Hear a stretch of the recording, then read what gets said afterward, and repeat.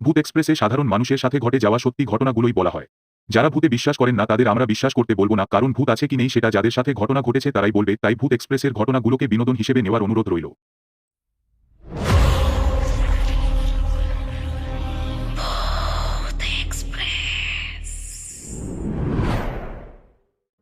ঘটনা শুরু করার আগে শুধু একটাই কথা বলবো, সবাই তৈরি হয়ে যাও ভয় পাওয়ার জন্য। আজকের যে ঘটনাগুলো রয়েছে সেই ঘটনাগুলো তোমায় ভয় পেতে বাধ্য করবে।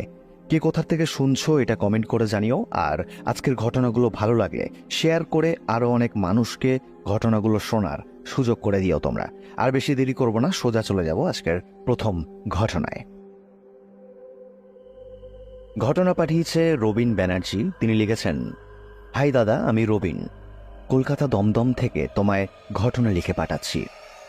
দাদা, সবার প্রথমে ধন্যবাদ জানাই তোমায়, কারণ আগের এপিসোডে তুমি আমার পাঠানো ঘটনাটি পড়ে শুনিয়েছিলে। আগের ঘটনাটা যখন আমি পাঠিয়েছিলাম তখন তোমায় বলেছিলাম, দাদা, আমার মাসির জীবনের একটা ভয়ানক ঘটনা তোমায় লিখে পাঠাবো। আজ আমি আমার মাসির জীবনের একটা ভয়ানক ঘটনা তোমায় লিখে পাঠাচ্ছি। এই ঘটনাটি যদি তোমার ভালো লাগে তাহলে তুমি পড়ে শুনিও দাদা। আমার মাসির নাম বকুল। 1990 সালে মাসির বিয়ে হয়। মাসি থাকে বর্ধমানে। তার একটি ছেলেও আছে, বয়স 19 কি কুড়ি।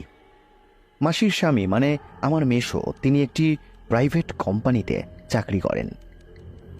এই ঘটনার আসল যে কারণে এই ঘটনাটি ঘটেছিল সেই কারণটা আমি ঘটনার শেষে বলবো।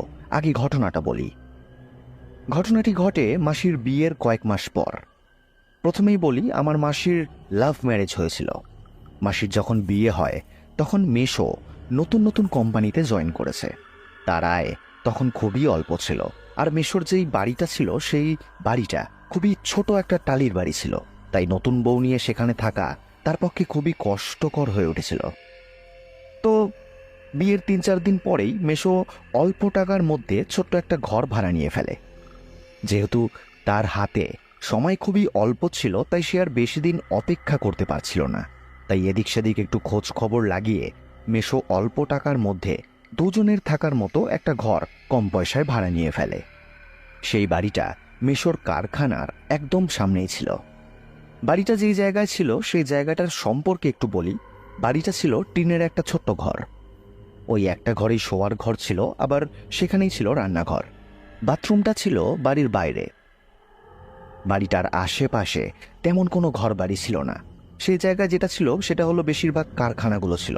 বাড়ির পাশেই ছিল রেল লাইন এবং ফাঁকা জমি। তো যাই হোক, যেহেতু মেসোর আয় তখন খুবই কম ছিল আর ঘরটা কোম্পানির একদম সামনে ছিল, তাই মেসো ভাবে যে তার যাতায়াত করতে সুবিধা হবে, এইভাবে সে ঘরটা ভাড়া নিয়ে নিয়েছিল। সেই বাড়িতে যাওয়ার কয়েকদিন পর থেকেই তাদের সাথে কিছু অদ্ভুত অদ্ভুত ঘটনা ঘটা শুরু হয়। প্রথম কয়েক মাস মাঝরাতের দিকে মেসো ও মাসি শুনত তাদের ঘরের চালে কেউ ঢিল ছুঁড়ে মারছে, এরকম আওয়াজ হতো। আওয়াজটা হতো, আবার কয়েক সেকেন্ড পর সেটা নিজের থেকেই বন্ধ হয়ে যেত। যেহেতু তাদের টিনের চাল ছিল তাই চালের উপর যদি কিছু পড়তো তাহলে সেটা ভীষণ জোরে শব্দ হতো। এরকমটা কয়েকদিন ছাড়া ছাড়া মাঝের মধ্যেই হতো। তো যাই হোক, দেখতে দেখতে প্রায় 4 মাস হয়ে গিয়েছিল। এরপর মেসোর কোম্পানি থেকে মেসোকে সপ্তাহে 1 দিন কি 2 দিন নাইট ডিউটি করার কথা বলা হয়। এই কথাটা শুনে মেসো ভীষণ চিন্তার মধ্যে পড়ে গিয়েছিল, কারণ সে মাসিকে একা রেখে বাড়ির বাইরে রাতে কিভাবে কাটাবে এটা সে কিছুতেই বুঝতে পারছিল না। এরপর মেসো এই খবরটা মাসিকে জানায়। সবকিছু শুনে মাসি বলে, নাইট ডিউটি করলে যদি 2 টাকা বেশি আয় হয় তাহলে তাকে ডিউটিটা করা উচিত। সে একা কোনো রকমে থেকে নেবে বাড়িতে, তার কোনো অসুবিধা হবে না। তো এরপর মাসির কথা অনুযায়ী মেসো নাইট ডিউটি করতে রাজি হয়ে যায় এবং সে ডিউটি করা শুরুও করে দেয়। দেখতে দেখতে আরও বেশ কয়েকদিন কেটে গিয়েছিল, সবকিছু বেশ ঠিকঠাকই চলছিল। এরপর আসলো সেই দিনটা যেদিন এই ঘটনাটার সূত্রপাত হলো। সেদিন রাতে মেসো ডিউটি চলে যাওয়ার পর মাসি খাওয়া দাওয়া করে ঘুমিয়ে পড়েছিল। রাত তখন 2 কি 3টে হবে। মাসি হঠাৎ শুনল তাদের ঘরের বাইরে দরজার ওপাশ থেকে মেসো মাসিকে ডাকছে আর বলছে, বকুল, দরজাটা খোলো, আমি চলে এসেছি। প্রথমবার মেশোর গলা শুনে মাসির ঘুম ভেঙে যায় এবং সে উঠে পড়ার পরে আবারও শুনে দরজার বাইরে থেকে মেশো বলছে, বকুল, কি হলো, দরজাটা খোলো, আমি চলে এসেছি। এরপর মাসি বলে যে হ্যাঁ, এই তো আমি আসছি। এই বলে সে যখন দরজাটা খোলে তখন সাথে সাথে একটা ঠান্ডা হাওয়া মাসির শরীরের ওপর দিয়ে বয়ে যায়। দরজা খুলে মাসি দেখে বাইরে কেউ নেই। মাসি আশেপাশে তাকিয়ে দেখে সেখানে কোথাও কেউ নেই। এরপর মাসি ঘরে ঢুকে দরজা দিয়ে চিন্তা করতে শুরু করে যে সে কি তাহলে ভুল শুনল। এরপর পরের দিন সকালে যখন মেশো বাড়িতে আসে তখন মাসি মেশোকে জিজ্ঞাসা করে যে তুমি কাল রাতে বাড়ি এসেছিলে? তখন মেশো তাকে বলে যে কই, আমি কেন আসতে যাব, আমি তো কারখানায় ছিলাম কালকে রাতে। তো যাই হোক, এরপর মাসি আর কিছুই বলে না মেশোকে। সে ভাবে ওটা তার মনেরই ভুল ছিল। আসল ঘটনাটা এখান থেকেই শুরু হয়। এরপর দেখতে দেখতে বেশ আরো কয়েক মাস কেটে যায়। এই কয়েক মাসে মাসির শরীরে বিভিন্ন রকমের সমস্যা দেখা দেয়। যেমন মেশো কাজ থেকে বাড়িতে ফিরে এসে দেখত মাসি ঘুমিয়ে আছে। তাকে অনেকবার ডাকার পরে সে উঠত এবং রান্নাবান্না কিছুই সে করতে চাইত না। খালি বলতো তার শরীর নাকি ভীষণ দুর্বল লাগছে। তাকে কোনো কিছুতে বেশি জোর করলে সে ভীষণ রেগে যেত আর দাঁতে দাঁত লাগিয়ে বড় বড় করে চোখ করে শুধু ঝগড়া করত। মাঝের মধ্যে মাসি কথা বলার ক্ষমতাও হারিয়ে ফেলত। সে যখনই কথা বলতে চাইত তার জিভটা মুখের উপরের দাঁতের সাথে লেগে যেত আর সে বোবাদের মতো গোঙাত। এই সব দৃশ্য দেখে মেশো কিছুই বুঝতে পারছিল না কেন হঠাৎ করে এরকমটা হলো মাসির সাথে। মাসিকে ডাক্তারও দেখানো হচ্ছিল, কিন্তু কোনো ওষুধেই কোনো কাজ হচ্ছিল না। দিন দিন আস্তে আস্তে মাসির শরীর অনেক খারাপ হয়ে যাচ্ছিল। এরপর একদিন মেশো ঠিক করে যে মাসিকে তার বাপের বাড়িতে আর না হলে নিজের বাড়িতে নিয়ে যাবে। মাসিকে যখন মেশো বলে যে চলো আমরা ওই বাড়িতে যাব, এই বলে যখনই মাসিকে নিয়ে মেশো ঘর থেকে বের হতো তখনই মাসির বমি হওয়া আর না হলে পেটে ব্যথা শুরু হয়ে যেত। মেশো কোনো মতেই মাসিকে নিয়ে ওই বাড়িটা ছেড়ে বের হতে পারত না। এরপর মেশো আর কোনো উপায় না পেয়ে তার বাড়িতে ও মাসির বাপের বাড়িতে এই খবরটা পৌঁছে দেয়। খবর পেয়ে মেশোর বাবা মা ও মাসির বাবা মা সবাই ছুটে যায় সেখানে। সেই সময় আমার মায়ের বিয়ে হয়নি আর আমার মাও গিয়েছিল সেখানে। সেখানে গিয়ে তারা দেখল মাসির শরীর ভীষণ দুর্বল হয়ে পড়েছে। সে সবাইকে চিনতে পারছিল ঠিকই, কিন্তু কারোর সাথে ঠিকমতো কথা বলতে পারছিল না। সে তার শরীরে বিছানা থেকে ওঠারও শক্তি ছিল না। এইসব দেখে আমার দিদিমা মানে মাসির মা, তিনি কিছুটা হলেও বুঝতে পারে যে অনেক ডাক্তার ওষুধ এসব হয়েছে, এবার তাকেই যা করার করতে হবে। এরপর দিদিমা আর দেরি না করে সেদিনই ওদের বাড়িতে এক ওঝাকে নিয়ে যায়। ওঝাটি ওই ঘরে প্রবেশ করার আগেই বলে দেয় এই ঘরের বাস্তু নাকি ভালো না, এই ঘরে অশুভ শক্তির বাস রয়েছে। তো যাই হোক, এরপর সেই ওঝাটি মাসিকে ঝাড়ফুঁক করে এবং বলে এই ঘরটা ছেড়ে মাসিকে নিয়ে যত তাড়াতাড়ি সম্ভব চলে যেতে।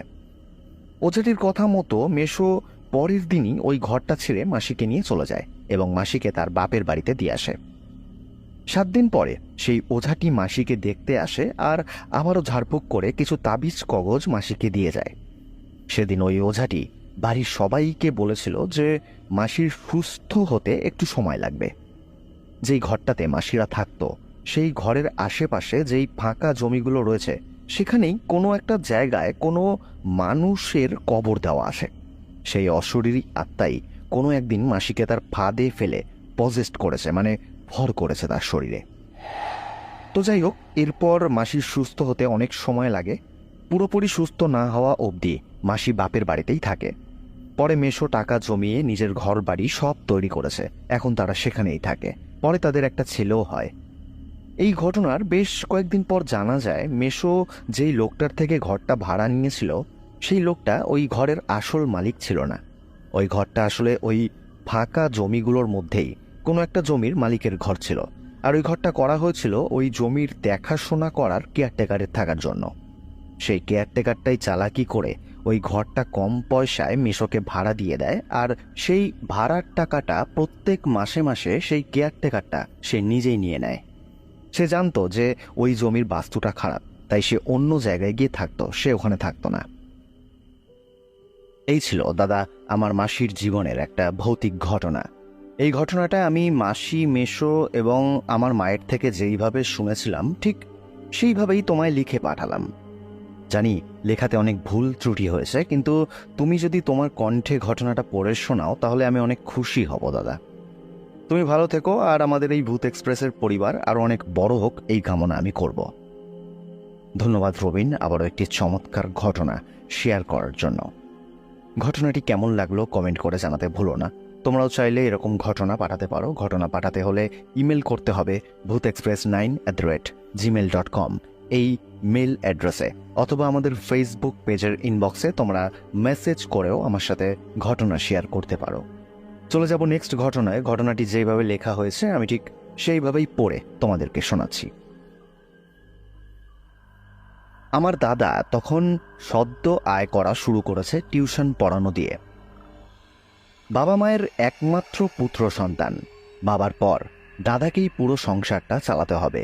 তার জন্য একটু বড় হওয়ার সাথে সাথেই দাদা ইনকাম করা শুরু করে দিয়েছিল। পড়াশোনায় আমার দাদা বরাবরই ভালো, যে কারণে কয়েক বছরের মধ্যেই প্রায় 50-60 জন স্টুডেন্টকে সে পড়াতো। এই ঘটনাটি 2011 কি 12 সালে ঘটেছিল। ঘটনাটি ঘটে যখন দাদা নতুন টিউশন পড়ানো শুরু করেছে। তখন প্রায় 3 কিলোমিটার দূরের একটা বাড়িতে রোজ বিকেলে দাদা পড়াতে যেত। দাদার ফিরতে ফিরতে রাত 8টার মতো বাজত। নিয়মিত দাদা প্রত্যেক দিনই সাইকেল করেই যাতায়াত করত। এমনই একদিন দাদাকে তার ছাত্রীর বাবা মা তারা অনুরোধ করেন যে দাদা যেন ডিনার করে তারপর বাড়ি যায়। সেই সময় দাদার কাছে কোনো ফোন ছিল না, তাই দাদা স্থির করে যে তাড়াতাড়ি খেয়ে দিয়ে সে সেখান থেকে বাড়ি ফিরে যাবে। এরপর খাওয়া দাওয়া করে সেখান থেকে বেরোতে প্রায় 11টার মতো বেজে গিয়েছিল। প্রায় 3 কিলোমিটার রাস্তা সাইকেল করে যেতে দাদার সময় লাগতো আধ ঘন্টার মতো। হিসেব মতো বাড়ির কাছে যেতে প্রায় 11:30 হয়ে যায়। দাদার বাড়ির মেন রোড থেকে বাম দিকে একটা বড় রাস্তা দিয়ে গিয়ে একটা গলির প্রায় শেষ পর্যায়ে একটা শ্মশান সহ খেলার মাঠ রয়েছে। দাদা যখন মেইন রোড দিয়ে বড় রাস্তায় উঠবে ঠিক তখনই সে শোনে পাশের মাঠ থেকে দাদার এক কাছের বন্ধু তার নাম ধরে তাকে ডেকে ওঠে আর তাকে বলে, এখানে একটু বস, কিছুক্ষণ গল্প করি, তারপর দুজনে একসাথে ফিরে যাব। এই শুনে দাদা তখন বলে ওঠে যে ঠিক আছে, আচ্ছা দাঁড়া, আমি বাড়িতে সাইকেলটা রেখে মায়ের সাথে একটু দেখা করে তারপর আসছি, মা অনেকক্ষণ ধরে চিন্তা করছে। এই বলে দাদা দ্রুত সাইকেল চালিয়ে বাড়িতে যায় আর মায়ের সাথে কোনো রকমে দুটো কথা বলে বাড়ি থেকে বেরিয়ে যেতে চায়। সেই সময় বড় মা দাদাকে জিজ্ঞাসা করে যে কিরে, এত রাতে কোথায় যাচ্ছিস তুই? তখন দাদা বলে যে আমার একটা বন্ধু ওই মাঠের ওখানে আমার জন্য অপেক্ষা করছে, আমাকে যেতে হবে। এই কথা শুনে বড় মার মনে একটু সন্দেহ হয়। বড় মা বলে, এখন আর কোথাও যেতে হবে না, অনেক রাত হয়েছে, কাল সকালে দেখা করে নিবি। এরপর দাদা বেশ কয়েকবার যাওয়ার জন্য জোর করে, কিন্তু বড় মার বকা ঝকাতে দাদা আর কিছুতেই যেতে পারেনি। পরের দিন দাদা সকালে টিউশন পড়িয়ে সেই বন্ধুটির বাড়িতে যায় দেখা করতে। এরপর কথায় কথায় দাদা সেই বন্ধুটিকে জিজ্ঞাসা করে যে আগের দিন রাতে এসে কেন ডাকছিল তাকে। এই শুনে দাদার বন্ধুটা পুরো অবাক হয়ে যায় আর সে বলে, আমি আমি আবার কখন ডাকলাম তোকে? তাও আবার অত রাতে আমি মাঠের ওখানেই বা কেন যাব? এই শুনে দাদা ভীষণ ঘাবড়ে যায়। সে কিছুই বুঝতে পারে না, সে খুব চিন্তার মধ্যে পড়ে যায় আর ভাবে তাহলে গতকাল রাতে তাকে কে ডাকলো। এরপর বাড়ি এসে দাদা বড় মাকে পুরো ঘটনাটা বলে। সবকিছু শুনে বড় মা একটু গঙ্গার জল দাদার গায়ে ছিটিয়ে দেয়। বড় মার মতে দাদাকে নাকি সেদিন নিশি ডেকেছিল, কিন্তু দাদা বলে তার বন্ধুরাই হয়তো মজা করেছিল তার সাথে। তারা সেই কথা দাদাকে বলেনি, সেটা লজ্জায় হোক বা অন্য কোনো কারণেই হোক। কিন্তু আদেও কি দাদার বন্ধুরা মজা করেছিল সেদিন? আর যদিও বা মজা করে থাকে, তাহলে তার বন্ধুরা কি করে জানবে যে সেদিন দাদা দেরি করে বাড়ি ফিরবে? এই ছিল ঘটনা। এই ছিল দ্বিতীয় ঘটনা। চলে যাব নেক্সট ঘটনায়। ঘটনাটি লিখেছেন মোহাম্মদ সাইফুল ইসলাম। তিনি লিখেছেন, ঘটনাটি আমার একজন বন্ধুর কাছ থেকে শোনা। আমি তার মতন করেই ঘটনাটি লিখছি। আমাদের টিন শেডের বাসায় আমি, বাবা এবং মা থাকতাম। প্রথম দিকে তেমন একটা সমস্যা দেখা না দিলেও কয়েক মাস কেটে যাওয়ার পর থেকে সমস্যার সৃষ্টি হতে থাকে। বাসাটাতে আগে কখনো সাপ দেখা না গেলেও কয়েক মাস পর থেকে প্রচুর বিষাক্ত বিষাক্ত সাপ দেখা দিতে শুরু করলো, আর সাথে শুরু হলো মধ্যরাতে টিনের চালে ধস্তাধস্তির শব্দ। মনে হতো যেন বেশ কয়েকজন মিলে লাফালাফি করছে টিনের চালে। দিন দিন সমস্যা আরও বাড়ার পর আমার মায়ের প্রায় রাতে ঘুম ভেঙে যেত। সে অনুভব করত আমার ছোট মামা ওনাকে ডাকছেন, অথচ মামা থাকতেন অনেক দূরে। প্রায় সময় ঘরের কোণায় বা ঘরের আশেপাশে একটা আগুনের গোলার মতো কিছু একটা জ্বলতে দেখা যেত। একদিন সন্ধেবেলায় আমার বাবা, তিনি ঘুমাচ্ছিলেন অন্য একটা রুমে। হঠাৎ ওনার গোঙানির আওয়াজে আমি আর মা ছুটে গিয়ে দেখলাম বাবার পুরো শরীরটা কেমন যেন বারবার করে মোচড় দিয়ে উঠছে। এই দেখে সাথে সাথে বাবাকে হাসপাতালে ভর্তি করানো হয়। বাবা কয়েকদিন পর সুস্থ হয়ে এলে ওনাকে জিজ্ঞাসা করা হয় ওই দিনের ঘটনার ব্যাপারে। এরপর উনি যা বলেন তাতে আমরা আর ওই বাসাতে থাকার সাহস পাইনি। উনি বলেছিলেন যে রুমের জানালার দিকে তাকাতেই উনি দেখেছিলেন বেশ লম্বা গঠনের ভয়ঙ্কর চেহারার একটি ছায়া মূর্তি জলজল চোখ নিয়ে তাকিয়ে আছে আমার দিকে। ওটা কে জানতে চাওয়ায় সাথে সাথেই মূর্তিটা আমাকে এসে গলা চেপে ধরে। বাবার মুখে এই কথাগুলো শুনে ভয়ে আমরা সেই বাসাটা ছেড়ে দিয়ে অন্য জায়গায় চলে যাই। এই ছিল দাদা ঘটনা। ভূত এক্সপ্রেস।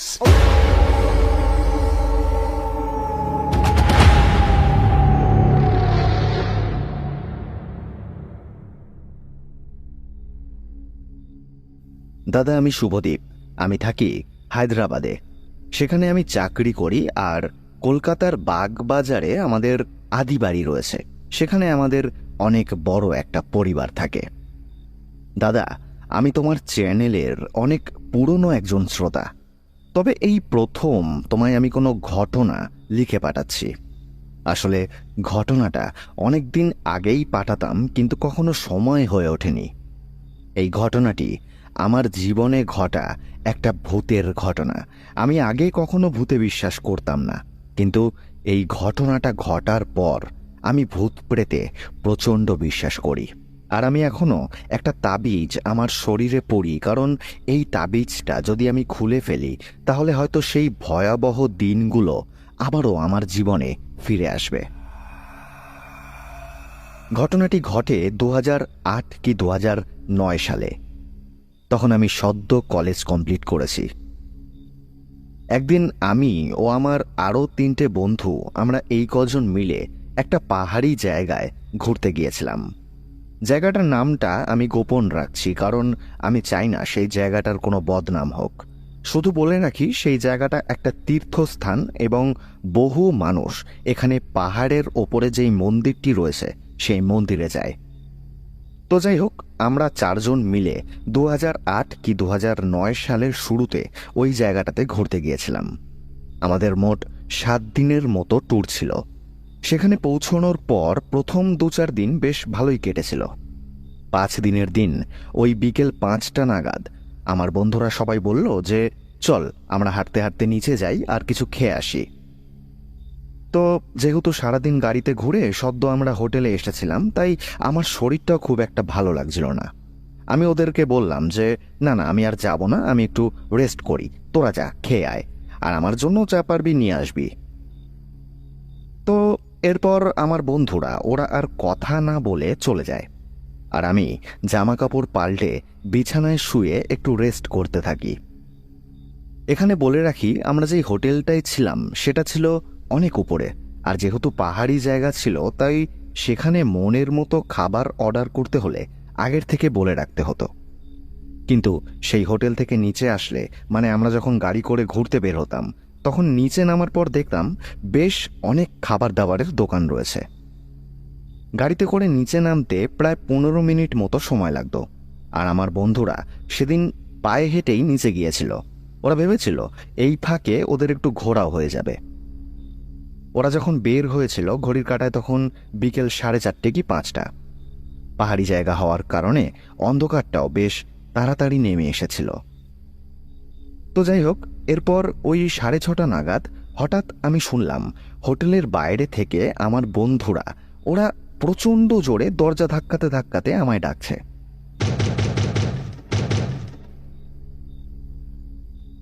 যেহেতু আমি ঘুমিয়ে গিয়েছিলাম তাই আচমকা দরজায় আওয়াজ শুনে লাফ দিয়ে উঠে দরজাটা খুলে ফেলি।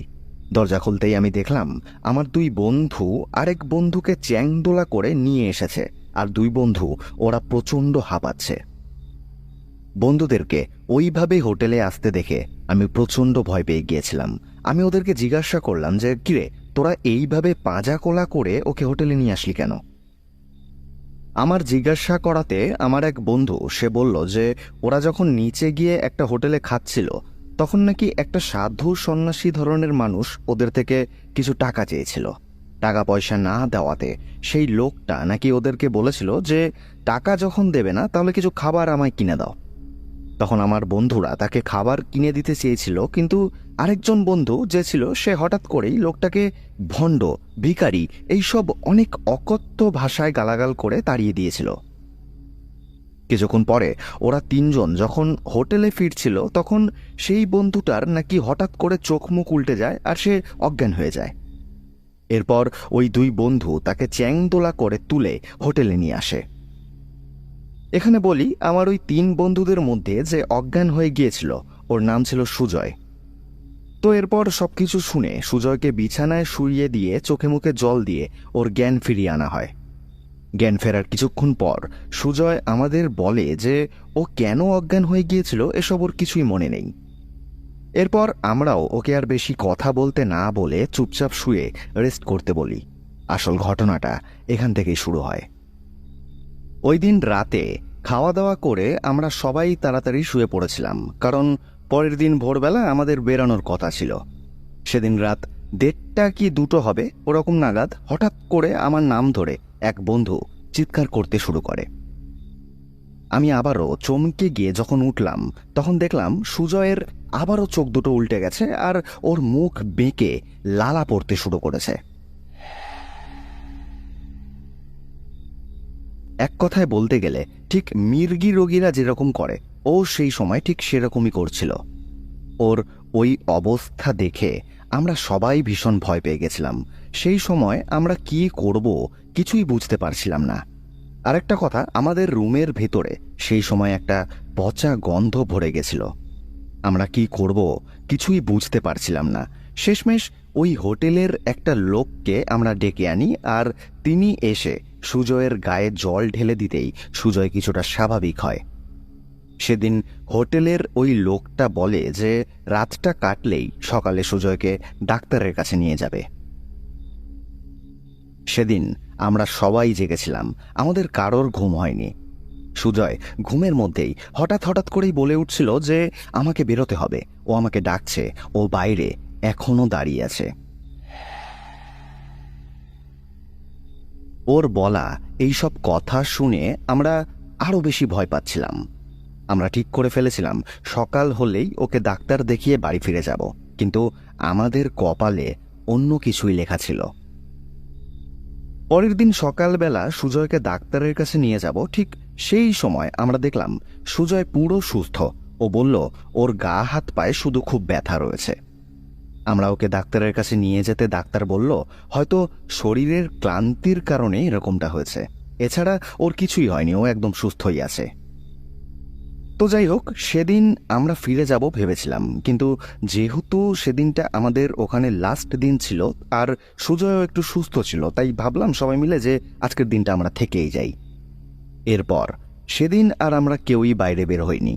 সেদিন সবাই একসাথে হোটেলেই ছিলাম।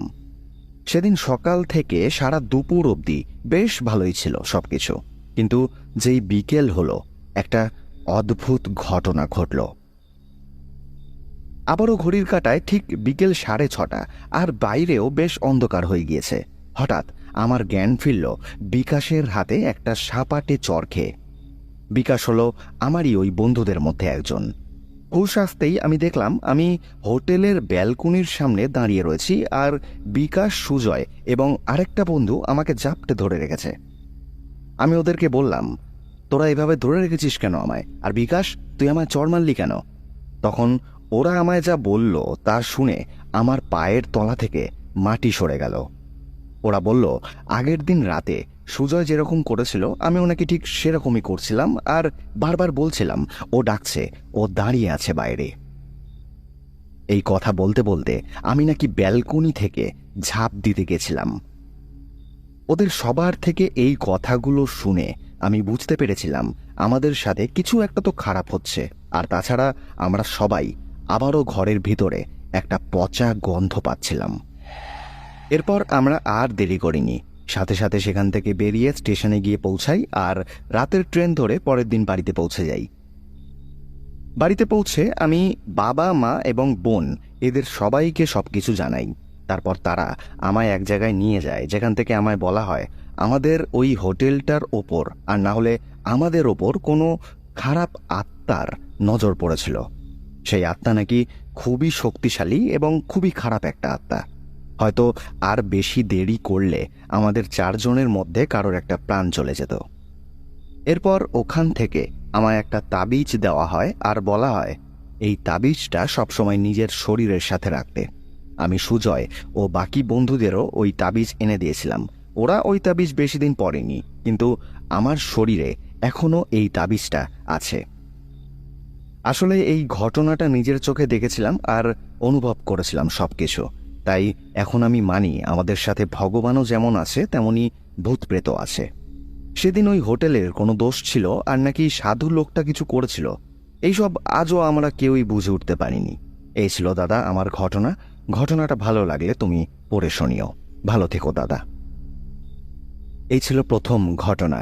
ঘটনাটা কেমন লাগলো আমায় কমেন্ট করে জানিও। চলে যাব নেক্সট ঘটনায়।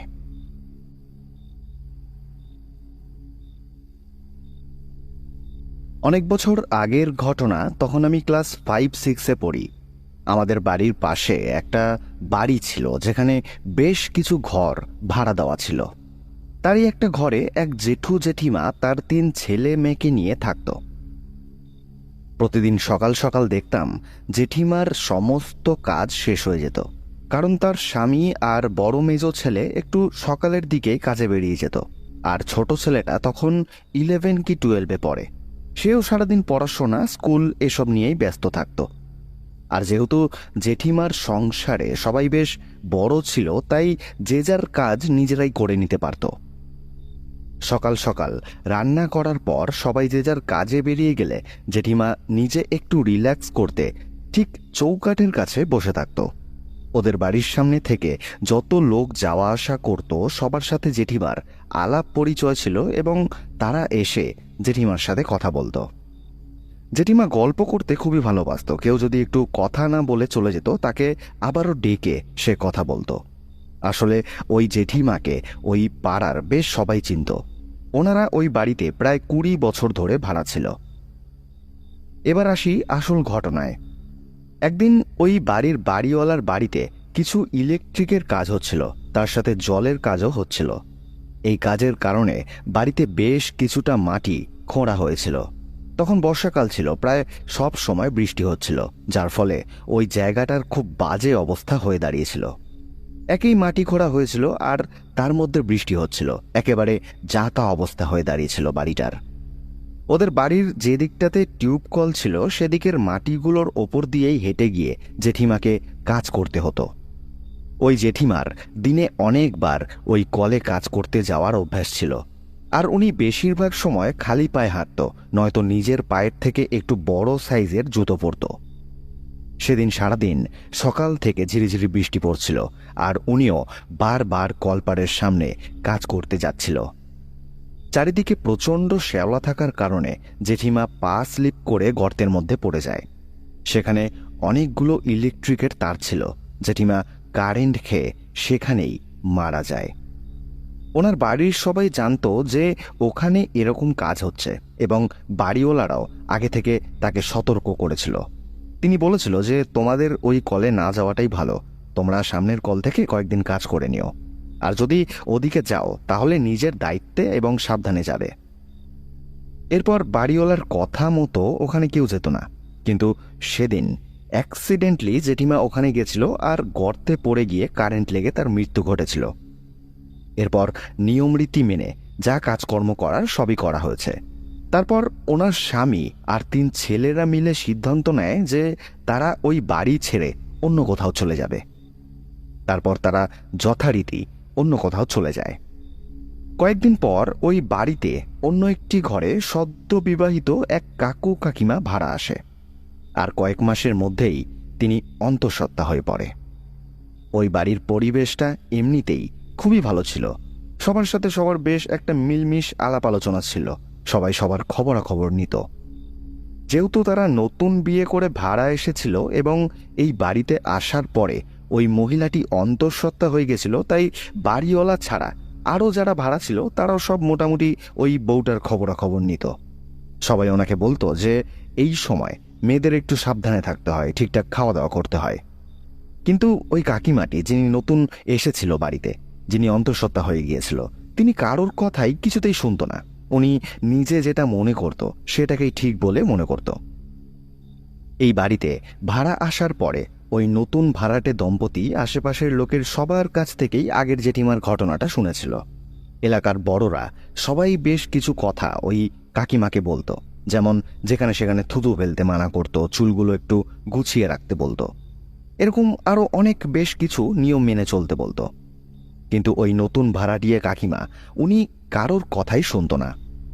অমাবস্যা এবং পূর্ণিমা, ভালো খারাপ কোনো দিনই কোনো কিছু তিনি মানত না। ওনার স্বামী কাজ থেকে আসতো রাত প্রায় 11টা সাড়ে 11টা নাগাদ। উনি ওই রাত্রিবেলা গর্ভবতী অবস্থায় পুকুরে গিয়ে স্নান করে আসতো কাকুর সাথে। কেউ মানা করলে তিনি বলতো, আমার স্বামী বলেছে যেতে, তাই কিছু হবে না আমার।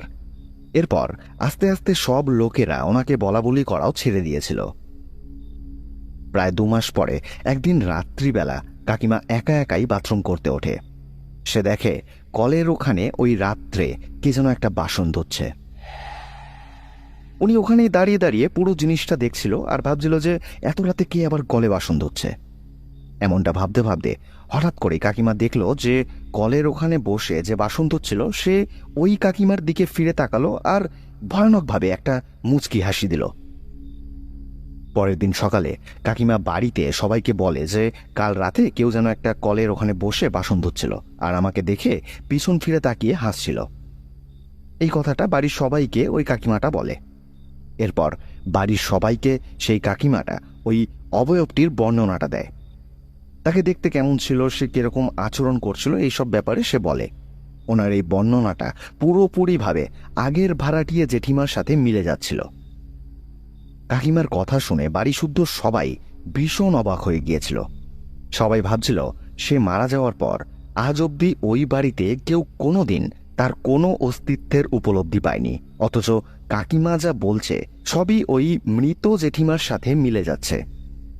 এটাই প্রথম আর শেষ নয়, ওই কাকিমা প্রায় দিনই ওই একই জায়গায় জেঠিমাকে দেখত। তিনি একবার দেখেছিলেন যেই ঘরে তিনি ভাড়া থাকত তার চৌকাঠের সামনে বসে যেভাবে জেঠিমা গল্প করত ঠিক সেইভাবেই তিনি বসে আছে এবং কাকিমা যতবারই তার দিকে তাকাচ্ছে ততবারই তার মুখে একটা স্নিগ্ধ হাসি দেখতে পাচ্ছে। ওই নতুন ভাড়াটিয়ে কাকিমা ওই জেঠিমাকে অনেকবারই দেখেছে, কিন্তু কোনোদিনও কারোর ক্ষতি হয়নি। এরপর সময় মতো কাকিমার সন্তান হয় এবং বেশ কিছু বছর পর ওরা ওই বাড়ি ছেড়ে অন্য জায়গায় চলে যায়। এই ছিল ঘটনা। কেমন লাগলো আজকের এপিসোড আমায় কমেন্টস করে জানিও, আর সবাই ভালো থেকো। দেখা হবে নেক্সট এপিসোডে। আজকের মতো শুভরাত্রি। ভূত এক্সপ্রেস।